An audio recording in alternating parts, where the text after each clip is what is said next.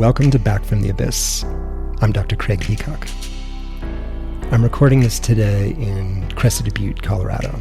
I'm looking out the window, the aspens are turning, the sky is brilliant.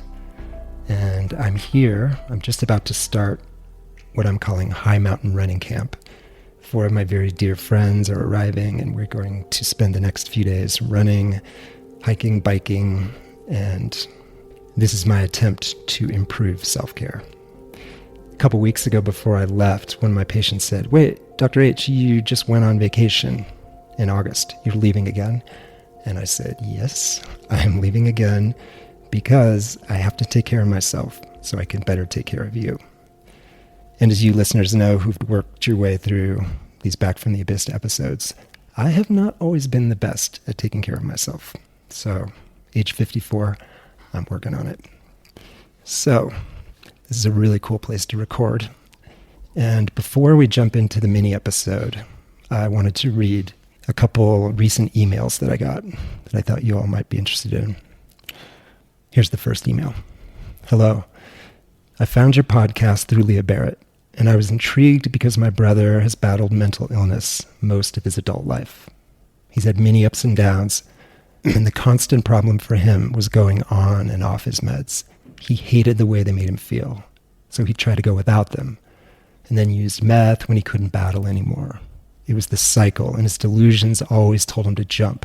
He jumped 15 years ago and became paraplegic, and jumped several times after that whenever he had a psychotic break. Sometimes he was not able to jump, and he called that being blocked. The last 2 years have been the best. He had a regular medical team, took his meds mostly, went back to school, was about to graduate with his BA. He even quit smoking, which he'd never done. He had his 40th birthday, which was a major milestone for him, and all of us were in shock when we found he'd used meth and ended up in a psych ER a couple of weeks ago. We were sad because we knew this would be the start of another downward spiral, but we didn't know how quickly it would happen. We usually had time. The next day after being released from the hospital, he jumped to his death. His medical team was shocked, and his psychiatrist had visited him and talked for him for 20 minutes just hours before, and he said there were no signs. I'm writing you because although we were shocked because of how well he was doing, we did know this was always a possibility. I was wondering if you know of any organization that does research for coming up with better medications. I think if there weren't so many side effects from the meds, he may have stayed on them and lived.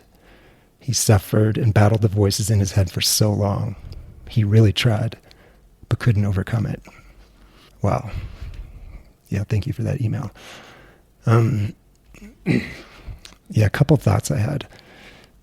Obviously, I don't know the details of this treatment, but first thing I wonder is, was her brother ever on clozapine? So again, you regular listeners will know that clozapine, on average, is the most powerful and effective antipsychotic and mood stabilizer, but it does have some very significant side effects in folks.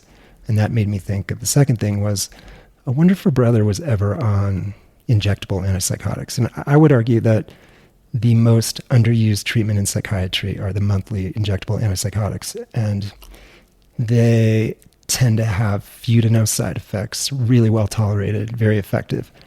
The problem, and I battle this all the time, the problem is trying to convince patients to do a monthly shot. Again, because a lot of the people that we're trying to convince of this have relapsing psychotic illness. So but there are people working on this, and not soon enough. And I don't have any answers for you, writer, but that's a powerful story, and I'm really, really sorry for your loss.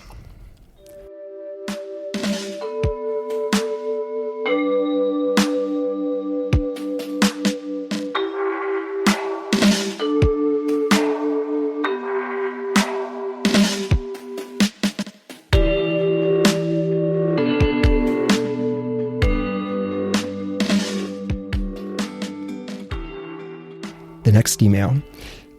"I have a question about stimulants, if I may.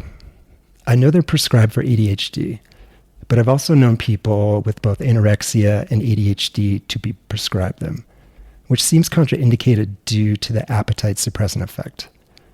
and stimulants having a reputation for causing exacerbated anxiety symptoms. But the people I know who have both anorexia and ADHD have reported that the stimulants almost work in an opposite way, calming the anxiety and racing thoughts enough that they're able to attune more to hunger and eat, or they don't notice the appetite suppression and it has not contributed to a relapse. Would you have any idea why that would be the case? My thought was perhaps it has something to do either with the boost in dopamine pleasure, reducing the anxiety, or the improved executive functioning, allowing them to better manage the thoughts, etc. But I'm not sure if that would be relevant or not. Yeah, that's a really great question. It reminds me in the early aughts when I was at Brown for residency, I spent a year in the body dysmorphia clinic with Dr. Kathy Phillips. And she regularly used stimulants for people with even restrictive eating disorders and body dysmorphia. And she actually explained it like this. She said the executive functioning improvement on stimulants helped people stay focused, kind of stay on the task and kind of push back the other spinning, obsessive, body obsessions and eating obsessions. And she said if they were used in low dose and judiciously, that they actually could be quite helpful.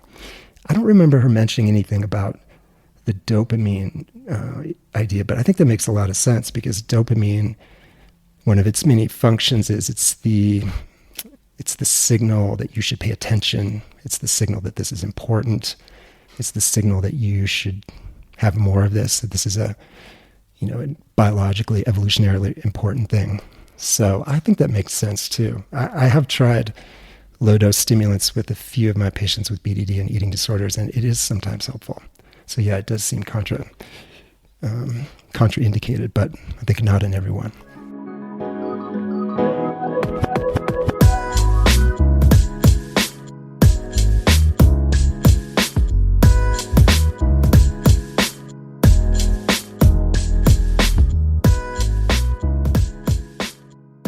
Chris and I were talking last week, and we came up with a goal for Back from the Abyss. Chris said, I wonder if we could double the number of our listeners. And I said, I think we can. And so here's how we're going to try to do it. This is the September 2021 pledge drive. And no credit cards, no Venmo, no telethon. Here's what I'm just wondering if each of you might pledge. If you enjoy this, if you find this meaningful, helpful, what if you just pledge to find one other person to share Back from the Abyss with? Because if each of you found one person, we would double the numbers. And then Chris and I would be so happy. And as you know, this is a nonprofit adventure. This is our garage band, our passion project. So really, we're just doubling the numbers because that seems like a cool thing to do, to spread these stories further and wider. So that's my one ask for you. If you would do that for us, we would be most appreciative.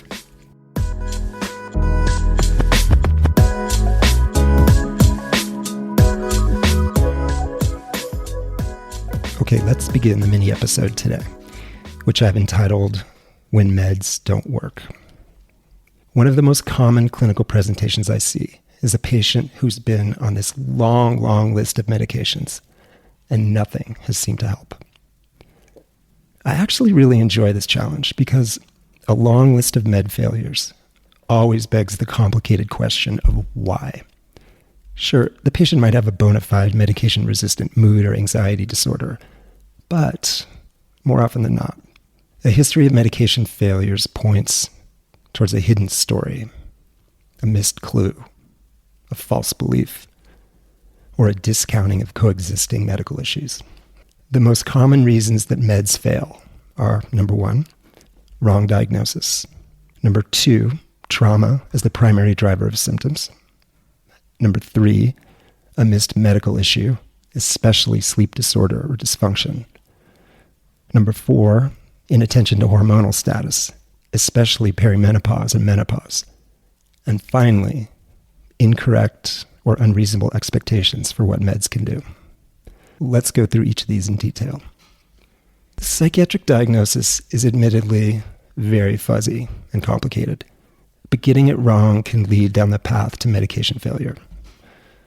Common mistakes include using SSRIs for depression. And listeners of Back from the Abyss know that SSRIs are primarily anxiety meds, and they rarely do much for depression. Yet I've seen countless patients who come to me with this long, long list of SSRIs they've been on. And this is an exercise in futility. Another example of widespread confusion is when to use Lamictal or lamotrigine. Now, many docs would call it a mood stabilizer, but it is clearly not. It is an antidepressant, which works best for depression with hypersomnia, or what I call black bear depression. Many patients are denied lamotrigine because they don't have quote-unquote bipolar disorder, when the more relevant questions are, do they have depression with seasonal worsening and oversleeping? In the first season of Back from the Abyss, I did an episode called What's the Deal with Depression?, in which I explained how depression is not a diagnosis, but rather a syndrome, a final common pathway with many causes and etiologies. Only some of the subtypes of depression respond to meds. Many don't. It takes time and curiosity and experience to understand what's driving a particular patient's depressive syndrome. And more often than not, when patients get put on quote-unquote antidepressants, such as SSRIs, which are not even really antidepressants, for subtypes of depression that are very unlikely to respond to most meds. Because there's so much overlap in psychiatric diagnosis and symptomology, diagnoses are often obscured and proper treatment is delayed. With obsessive compulsive disorder, for example, it can be missed for years by well-meaning clinicians and incorrectly labeled as panic disorder, or depression, or psychosis, or even PTSD. OCD has very specific treatment, typically exposure and response prevention, plus higher dose SSRIs, and the various treatments for depression or panic or trauma are just very unlikely to help. Trauma is the great imitator, and it probably leads to more medication failures than any other cause. Trauma can look just like unipolar or bipolar depression, or panic disorder, OCD, or personality disorder, or even ADHD. But if trauma is the main catalyst of a patient's depressive or vegetative or anxiety or sleep symptoms, most meds are going to do exactly nothing. The few exceptions would be non-benzodiazepine sleep meds and also propranolol, a beta blocker which is often very helpful in blocking the adrenaline fight-flight surges which torment people with PTSD. Trauma commonly leads to depression, but trauma-fueled depression responds best to trauma-based treatments, such as EMDR, or somatic therapies, or ketamine, or perhaps psilocybin and or MDMA. Now, these modalities are currently in phase 3 trials, as many of you know. Rarely will a trauma-induced depression respond to any of the long list of antidepressants, whether serotonin, norepinephrine reuptake inhibitors, or Wellbutrin, or Remeron, or atypical antipsychotics, or MAO inhibitors. None of them.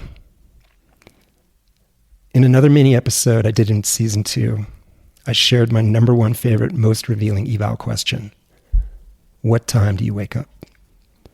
For in this question, we begin to understand whether a patient is in a healthy circadian rhythm, whether they are likely to be getting morning light cues, which then lead to a healthy cascade of hormonal rhythms, whether they actually have a regular wake-up time, or are they living the life of a cat, sleeping on and off through the 24-hour cycle, and thus missing the connection opportunities and sunlight exposure of a healthy human life.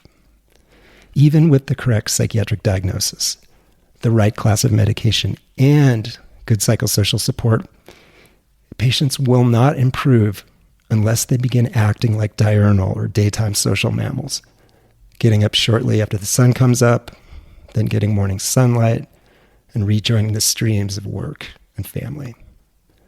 The thing is, meds just cannot overcome poor sleep habits. Sleep and mood and anxiety are inextricably bound. Show me someone who stays up much of the night and sleeps during the day, and I'll show you someone who will likely not have a meaningful response to meds, unless they're willing to change their sleep patterns. The most commonly missed sleep-related reason for medication failure is undiagnosed sleep apnea.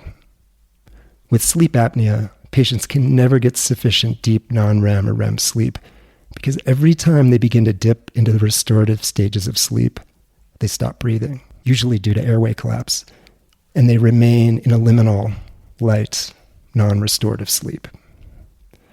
I've even seen this with ketamine. A significant percentage of my non-responders to ketamine turn out to have undiagnosed or untreated sleep apnea. And I think part of this is because one aspect of ketamine's therapeutic action involves changing and improving sleep architecture. And patients who don't get enough REM or non-REM because of sleep apnea, they just can't benefit from ketamine. We used to think that snoring was an annoyance, but now it's become abundantly clear that snoring is like chest pain. It's a symptom to take very seriously. It signifies obstructive sleep apnea until proven otherwise, and snoring strongly predicts psychiatric treatment failure unless properly addressed.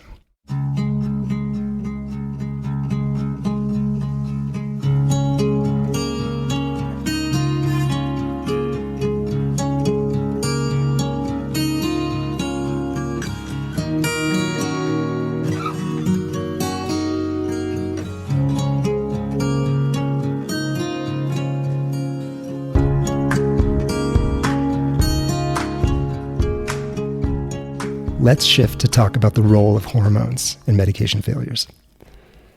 There are only 5 species on the planet that go through menopause. 4 types of whales in humans. For if you think about it, menopause really makes no sense evolutionarily. Life is all about reproduction and leaving progeny. For the vast majority of human history, most women were dead long before they could go through menopause. Menopause in humans is largely a byproduct of the vast extension of the lifespan due to public health measures in modern medicine. So I think it's fair to say that for humans, menopause is not the normal state of affairs.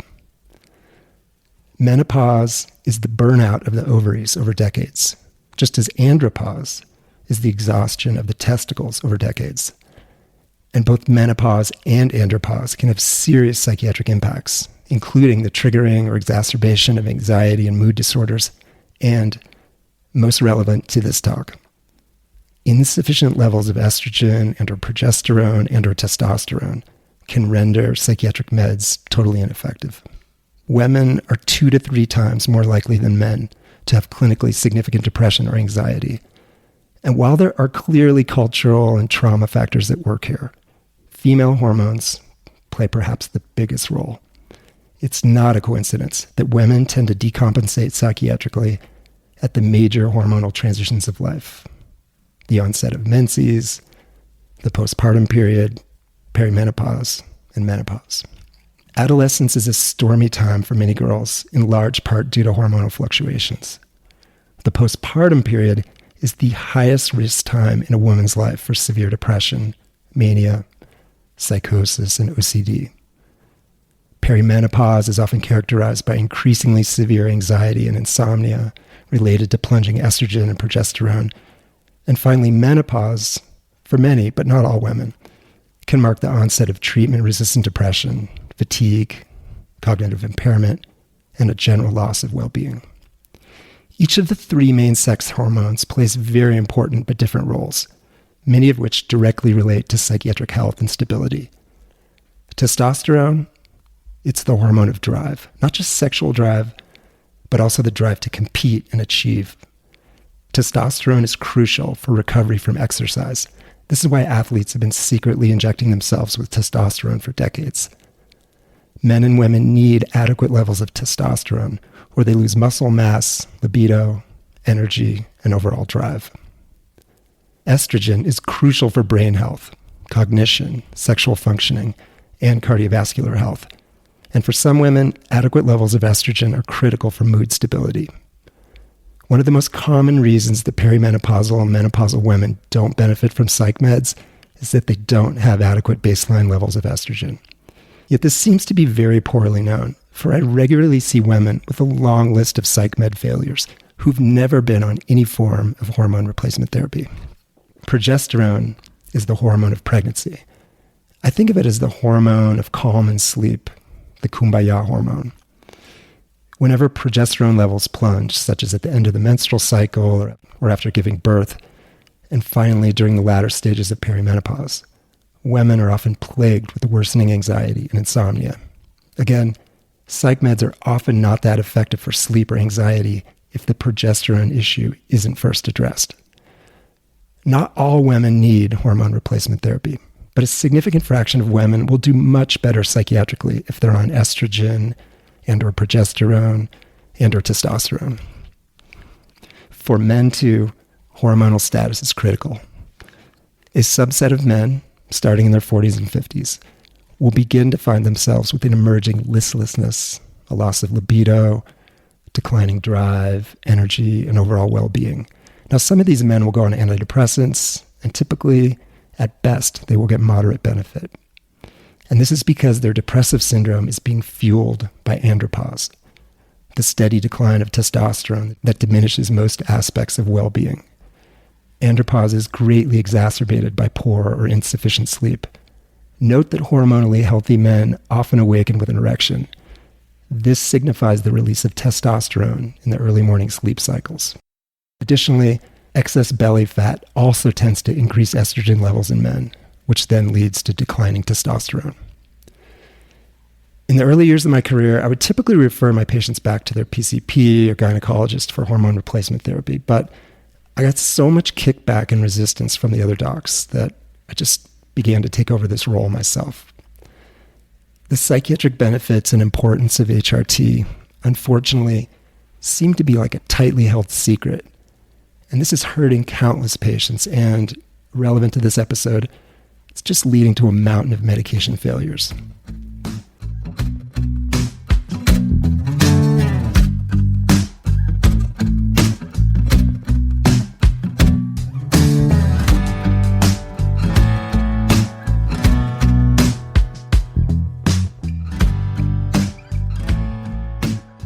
The final reason that I see for psychiatric medication failure is unfair or confused expectations.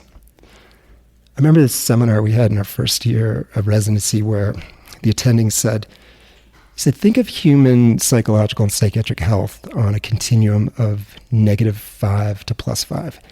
He said a lot of psychiatrists are content to pull people up from -5 or -3 to pull them up to 0, with 0 representing no active symptoms. But he said, I challenge all of you to try to bring people to +3 or +4 or +5. And he said, that's not going to happen with meds. Meds and ECT and even ketamine, those potentially can bring people up to 0, but it's not going to make people happy or healthy. And I think a lot of people don't understand that. And let me just use a couple of prototype examples. So with lamotrigine, which I use a lot of because it's such a safe and effective med for people, I give people very clear expectations. I say, look, assuming we're using the slow normal titration, on about day 16 or 17, you might notice an improvement in energy. You might find that you are less sad, less hopeless. And then by the time we bump up at day 28, within 2 or 3 days after that, you should feel even less sad, less hopeless. Suicidal thoughts should disappear. Energy should improve. But we're not looking for happiness. That comes later. And same thing with ketamine. When I'm talking to people about ketamine sessions, I say, look, best case scenario, the ketamine treatment will either decrease or eliminate your suicidal thoughts, dial down obsessional thinking, improve your energy, maybe help you cognitively. But again, it's not going to make you happy. That comes later. And let me just share a little anecdote. And I think I may have shared this in season 1, so I apologize if folks have heard that. But a couple of years ago, I had a guy come in and do 3 IV ketamine sessions, and he had been super depressed for years, basically living in the basement, getting high and doing nothing for like 10 years. And he called me after his 3 ketamine sessions, and he said, yeah, it's not working. I'm not happy. And I said, what do you mean? And so we talked some more, and he said, well, I have been in the gym, and I've been looking for a job, and I've been working on my resume, and I'm going to go on a date. I've been taking my dog on walks, but I'm not happy. I'm just not happy. So clearly it didn't work. And it's kind of a funny story, but it's also kind of sad because I think this represents a really common misconception with medications or ketamine that the end result is going to be joy or happiness. No, that comes later. And I think that's because medications at best, they're like a type of fertilizer for the garden of you. Thinking that great fertilizer is going to produce a wonderful garden, that's deeply mistaken. Meds can help with sleep, obsessional rumination, energy, focus, suicidal thinking, psychosis. But that's not going to make you healthy or happy. A healthy, happy life comes from having meaning and purpose, feeling needed and appreciated, having people you trust and love, being outside in nature and moving our bodies and living true to our daytime diurnal social tribal nature. This is how the garden of you grows and flourishes. Meds can sometimes jumpstart that process, but the magic is in the doing. Because remember, mood follows action. The day-to-day decisions to get up or to stay in bed, to connect or disconnect, to move or to stay still, to go outside or stay with our screens. Each decision toward healthier action tips the needle away from depression and anxiety and toward health, and even some times of real happiness and even joy.